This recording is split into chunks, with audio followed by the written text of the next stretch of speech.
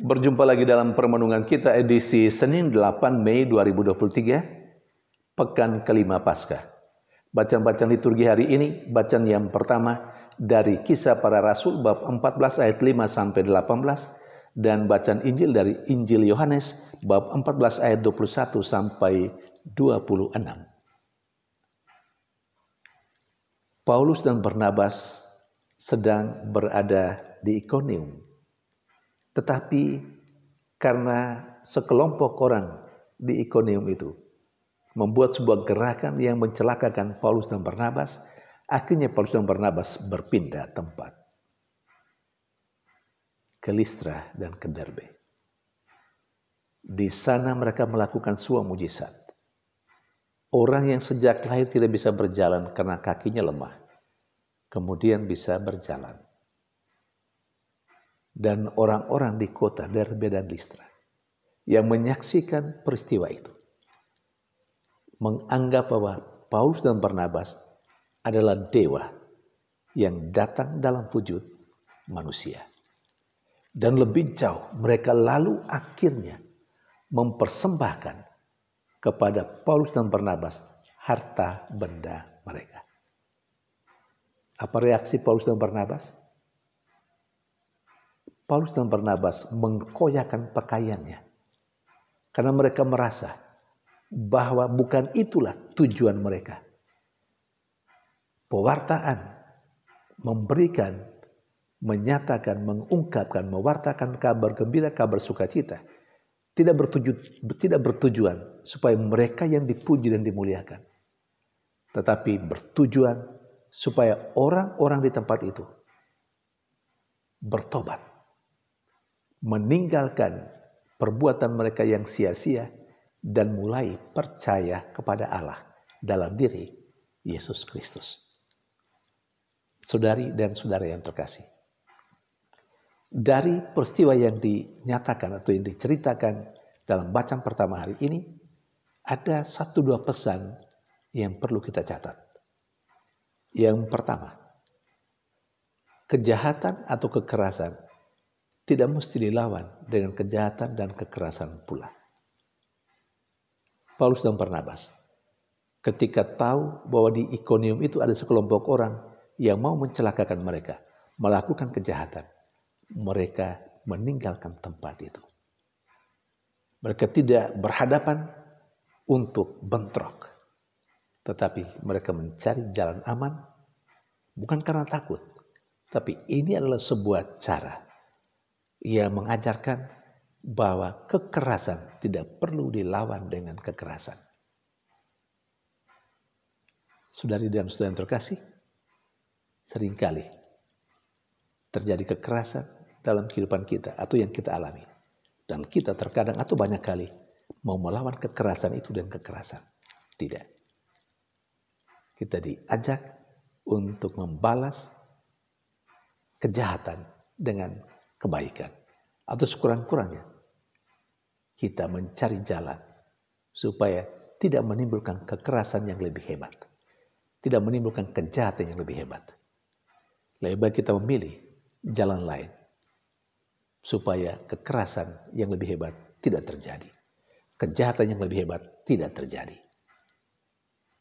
Poin yang kedua, Paulus dan Barnabas mau menyampaikan kepada kita semua, terutama kepada hamba-hamba Tuhan, saya dan Anda yang berstatus entah imam ataupun pendeta ataupun apa yang berkarya, yang mau mewartakan kabar sukacita.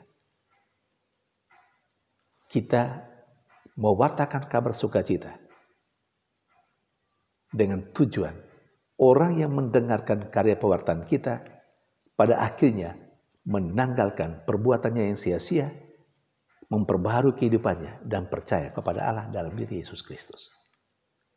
Karena itu, kehebatan apapun yang kita lakukan, entah karena khotbah-khotbah kita atau apapun yang membuat orang merasa tertarik dengan kita sebagai pewarta kabar sukacita, kita tidak menjadikan hal ini sebagai kesempatan atau peluang supaya orang memuja dan memuji kita.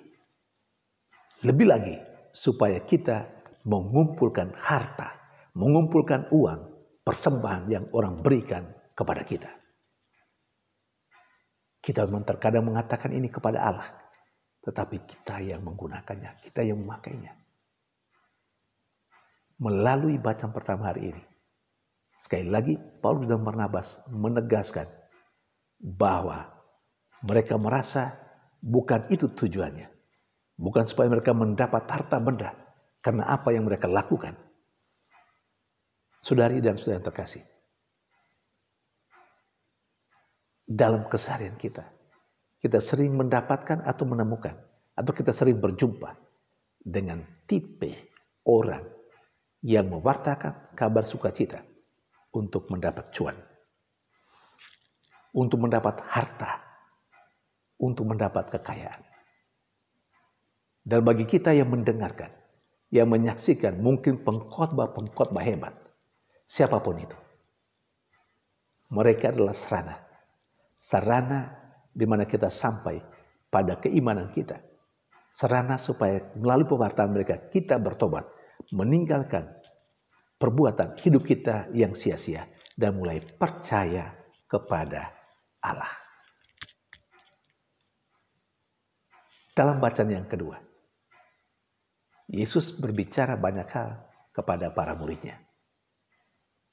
Bagi saya, konsep tentang Allah Tritunggal itu sudah ada dalam bacaan Injil hari ini. Karena Yesus berbicara tentang Bapanya dan tentang Roh Kudus. Tentu tentang dirinya sendiri. Nah, Allah sebagai Bapa, Yesus sebagai Putra, dan Roh Kudus yang diutus oleh Bapa karena Yesus Kristus. Konsep tentang Allah Tritunggal sudah ada. Hanya istilah Trinitaris itu merupakan ciptaan gereja untuk mengungkapkan konsep tiga pribadi yang sama dalam satu kesatuan ini, seperti yang dikatakan dalam bacaan Injil hari ini. Poin yang kedua yang disampaikan oleh Yesus. Yesus tegaskan kepada para muridnya, dan tentu kita sekalian saat ini. Barang siapa yang mengasihi Allah harus memegang teguh perintah Allah dan melakukannya. Saudari dan saudara yang terkasih, kita sering mengatakan bahwa kita adalah orang yang mengasihi Allah. Tapi benarkah itu? Bukti bahwa kita sungguh mengasihi Allah adalah kalau kita berpegang teguh pada perintahnya dan melaksanakan perintah Allah. Bagaimana dengan kehidupan kita? Semoga Tuhan menolong kita untuk mampu rendah hati.